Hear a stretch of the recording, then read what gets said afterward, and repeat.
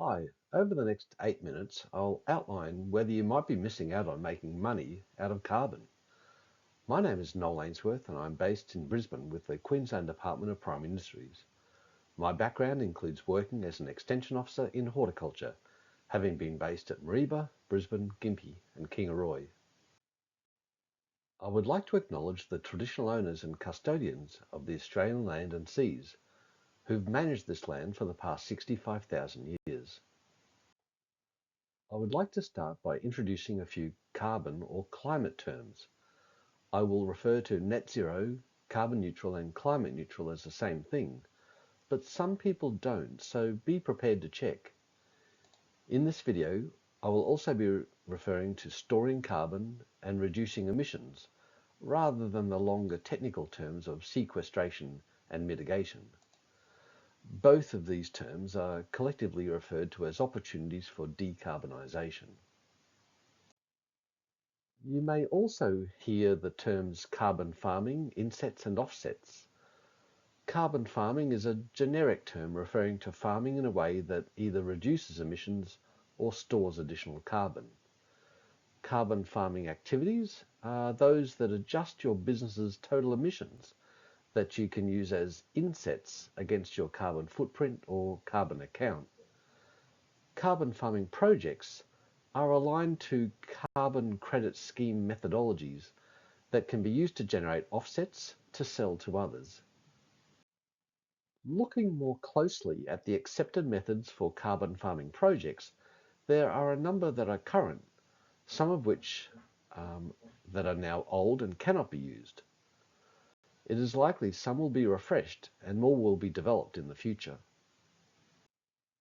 There have been a limited number of carbon farming projects registered on horticultural properties due to the limited range of methods relevant to horticulture, the long duration of carbon farming contracts, and the large area required to spread the contract and measurement costs so that there's a return on investment. Up front, you should be aware of a number of the risks when estimating the costs and returns of carbon farming projects. While drawing on the expertise of an experienced carbon service provider will help, I would also suggest consulting a financial advisor about your individual situation and one who is experienced in dealing with carbon farming projects. But knowing a little bit more about soil carbon is probably worthwhile. That's because soil carbon can offer productivity benefits including disease, irrigation and nutrient management, as well as improved resilience to the hotter, drier and possible wetter future conditions. If you're wanting to store more carbon in soils, you should know the factors affecting this, starting with the most important, and they include soil type, then rainfall for the location, what additions you make, what enterprise you run, which often governs how much you disturb the soil, and last of all, the management practices you use. If you wish to consider a soil carbon project to generate carbon credits, you should also be aware of the sensitivity factors affecting the project opportunities to increase the tonnes of soil carbon in the soil. These include the amount of change in soil carbon, the area, the agreed depth of verified increase, and the carbon price. Based on the projects established to date, the minimum area is usually around 150 hectares and outside of the low rainfall zones in Western Queensland. Risks include how much these sensitivity factors can change and the costs of measuring that change.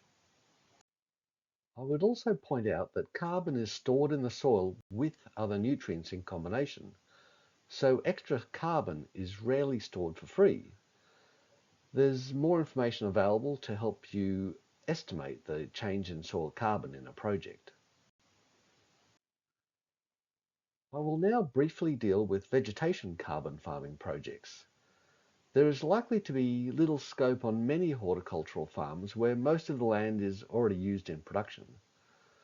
Both options of avoided clearing and planting up new areas usually involve a binding material change of use of your property, so this can affect your horticultural production area.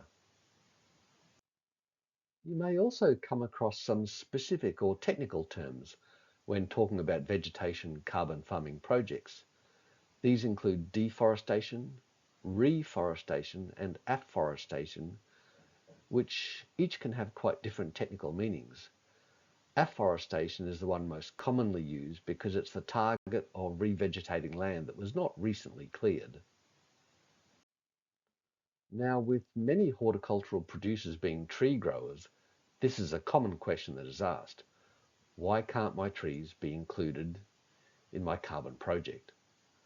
Well, two carbon credit rules kick in here that mean this cannot be used. The first is one called additionality, and so you won't be paid for what is already existing and also what is business as usual. The second is the definition of what is technically forest under the carbon credit methodologies, and this specifically excludes land that is predominantly under agricultural land use. So I'd like to finish by reiterating that any carbon farming projects, be they soil or veg projects, should complement rather than compete with your main horticultural business. I'd also like to acknowledge the Carbon Outreach Project under the Farm Business Resilience Program, which is jointly funded by the Australian Government's Future Drought Fund and the Queensland Government's Drought and Climate Adaptation Program. I'd also like to recognise the considerable development of information provided by the University of Melbourne. Should you need them, my details are included for any further information I mentioned in the video. And finally, if you'd be willing to provide feedback to improve the Carbon Outreach team's understanding of your needs in this area, just use the QR code link. I'd appreciate it. Thank you.